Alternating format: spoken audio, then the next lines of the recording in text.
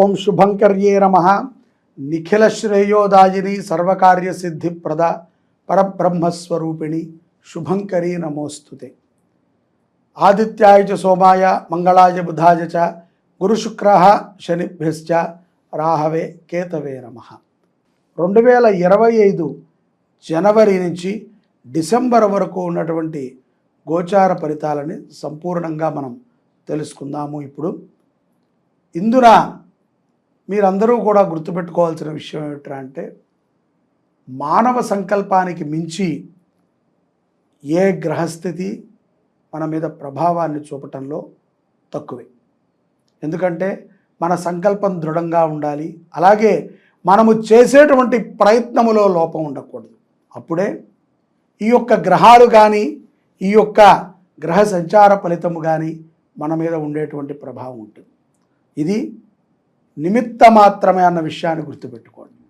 అంతే తప్ప పూర్తిగా దీని మీదే మనం ఆధారపడి మొత్తము గ్రహస్థితి ద్వారానే మన జీవన విధానం మారాలి అంటే కనుక స్వయం కృషితోనే తప్ప గ్రహస్థితి వల్ల కాదు అన్న విషయాన్ని మనం తెలుసుకోవాలి.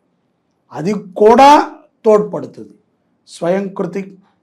స్వయం కృషితో పాటుగా గ్రహస్థితి కూడా తోడ్పడుతుంది, మన సంకల్పం కూడా తోడ్పడుతుంది, అలాగే మనము చేసేటువంటి ప్రయత్నము కూడా తోడ్పడుతుంది.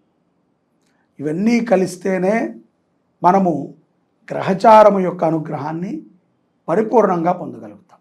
లేని ఎడల అది ఏదైతే గనక గోచారం చెప్పిందో అదే జరగకపోతే మనం ఇబ్బంది పడకూడదు, అది జరిగినా మనం ఇబ్బంది పడకూడదు. అది తెలుసుకోవటం అనేటువంటిది ఒక అలవాటుగా మనము చేసుకున్నాం కాబట్టి తెలుసుకోవాలి. తస్మాత్ జాగ్రత్తగా ఉండాలి, విజయాలని పొందాలి. 2025వ సంవత్సరం జనవరి నుండి డిసెంబర్ వరకు కూడా ధనుస్సు రాశి వారికి ఉన్నటువంటి గోచార ఫలితాలను తెలుసుకుందాం.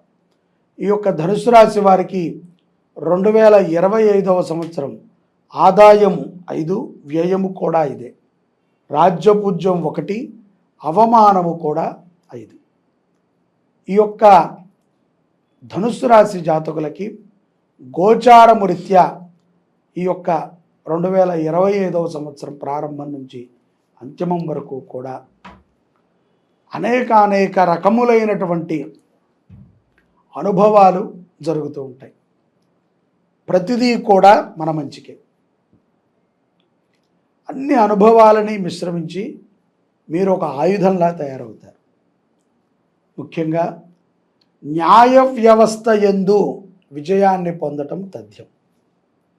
మీ తప్పు లేకపోతే, మీ తప్పు ఉంటే చెరసాలలకి వెళ్ళటము కూడా ఖాయం. ఎందుకంటే తప్పు లేకుండా అన్యాయముగా మీ మీద కేసు వేస్తే మాత్రము ఆ యొక్క న్యాయం గెలుస్తుంది, అన్యాయం ఓడిపోతుంది. అదే మీరు అన్యాయము చేసి నాకు జరిగినది నేను లోకం కోసం చేసినది అన్యాయం అంటారా, నేను దొంగతనం చేస్తే అన్యాయం అంటారా అంటే అది మీకు మంచిదై ఉంటుంది, కానీ సంఘానికి అది నేరమే, దానికి శిక్ష తప్పదు. ఇది ప్రధానమైనటువంటి అంశం. అలాగే ఉద్యోగస్తులకి చిన్న మార్పులతో కూడుకుని చక్కటి ఆదాయం ఉంటుంది. అలాగే స్థిరమైనటువంటి ఆస్తుల కొనుగోలుపై వ్యామోహం పెరుగుతుంది. మన అనుకున్నటువంటి వ్యక్తుల కోసం ఏ సమయంలోనైనా వారిని కాపాడుటకై, వారి కోసమై మీరు పడేటువంటి తాపత్రయం ప్రతిసారి లాగానే ఈసారి కూడా ఉంటుంది. దాని నుంచి కొన్ని గుణపాఠాలు నేర్చుకుంటారు, కొంత నీతి నేర్చుకుంటారు, కొంత చెడు విషయాలను కూడా తెలుసుకుంటారు. ఎందుకంటే తనకు మించినటువంటి సహకారం ఎప్పుడూ కూడా తనని ముంచివేస్తుంది. అలాగే వ్యాపారస్తులు నూతన వ్యాపారాలపై మీ యొక్క శైలి సాగుతుంది. మీ యొక్క బ్రాంచ్లను పెంచడానికి మీరు ఆలోచన చేస్తూ ఉంటారు. కొత్త వ్యక్తులతో పరిచయాలు వ్యాపారస్తులకు ఏర్పడతాయి. కొన్ని సందర్భాల యందు అక్టోబర్ నుంచి డిసెంబర్ మధ్యలో 2025 సంవత్సరంలో విదేశీ యానము కూడా ఉంటుంది. రాజకీయములో ఉన్నటువంటి ధనుస్సు రాశి జాతకులకి ఈ యొక్క 2025 సంవత్సరము మార్చి నుంచి ప్రారంభమై సెప్టెంబర్ వరకు అనేక విజయాలు అపజయాలు అవి ఎలా ఉంటాయంటే పొద్దున విజయం, రాత్రి అపజయం, రాత్రి విజయం, పొద్దున అపజయం, ఆ రకంగా ఒకదాని తర్వాత ఒకటి అలా వస్తూనే ఉంటాయి. తద్వారా మీ యొక్క మెదడు కానీ మీ ఆలోచన కానీ చాలా మార్పుని గమనించవచ్చు. ధనుస్సు రాశిలో ఉన్నటువంటి రియల్ ఎస్టేట్ వ్యాపారస్తులకి, రాజకీయ నాయకులకి తప్పనిసరిగా చెప్తున్నాను, మీరు కనుక సద్భావనతో మీ ఇష్టదైవాన్ని లేదా మీకు నచ్చినటువంటి దేవుడికి, మీ కులదైవానికి విశేషమైనటువంటి ఆరాధన క్రతువులను జరిపించండి.